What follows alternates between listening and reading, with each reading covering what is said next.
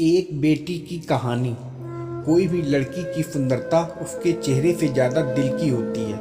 अशोक भाई ने घर में पैर रखा। अरे सुनती हो? आवाज़ सुनते ही अशोक भाई की पत्नी हाथ में पानी का गिलास लेकर बाहर आई और बोली, अपनी बेटी का रिश्ता आया है। अच्छा भला इज्जतदार सुखी परिवार है। लड़के का नाम युवराज है, बैंक में काम करता है। बस बेटी हाँ कह दे तो सगाई कर देते हैं। बेटी उनकी एकमात्र लड़की थी। घर में हमेशा आनंद का वातावरण रहता था। कभी कभार अशोक भाई सिगरेट व पान मसाले के कारण उनकी पत्नी और बेटी के साथ कहासुनी हो जाती, लेकिन अशोक भाई मजाक में निकाल देते। बेटी खूब समझदार और संस्कारी थी। एसएससी पास करके ट्यूशन सिलाई का काम करके पिता की मदद करने की कोशिश करती। अब तो बेटी ग्रेजुएट हो गई थी और नौकरी भी करती थी, लेकिन अशोक भाई उसकी पगार में से 1 रुपया भी नहीं लेते थे और रोज़ कहते, बेटी यह पगार तेरे पास रख, तेरे भविष्य में तेरे काम आएगी। दोनों घरों की सहमति से बेटी और युवराज की सगाई कर दी गई और शादी का मुहूर्त भी निकलवा दिया। अब शादी के 15 दिन और बाकी थे। अशोक भाई ने बेटी को पास में बिठाया और कहा, बेटा तेरे ससुर से मेरी बात हुई। उन्होंने कहा है दहेज में कुछ नहीं लेंगे, ना रुपए ना गहने और ना ही कोई चीज़। तो बेटा तेरी शादी के लिए मैंने कुछ रुपए जमा किए हैं।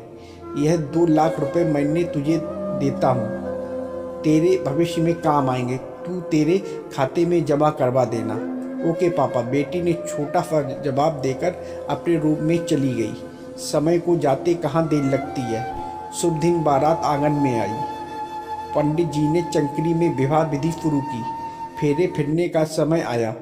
कोयल जैसी कुहकी हो ऐसी बेटी 2 शब्दों में बोली, रुको पंडित जी, मुझे आप सबकी उपस्थिति में मेरे पापा से बात करनी है।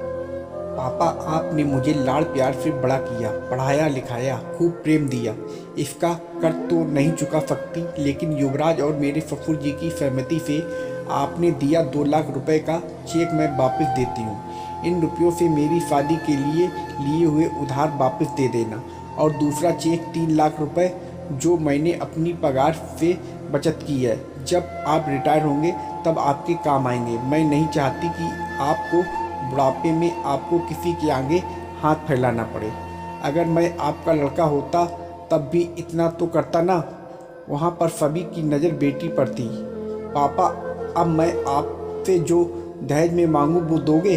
अशोक भाई भारी आवाज़ में, हाँ बेटा, इतना ही बोल सके। तो पापा मुझे वचन दो, आज के बाद सिगरेट को हाथ नहीं लगाओगे, तम्बाकू पान मसाले का व्यसन आज से ही छोड़ दोगे। सबकी मौजूदगी में दहेज में बस इतना ही मांगती हूँ। लड़की का बाप मना कैसे करता।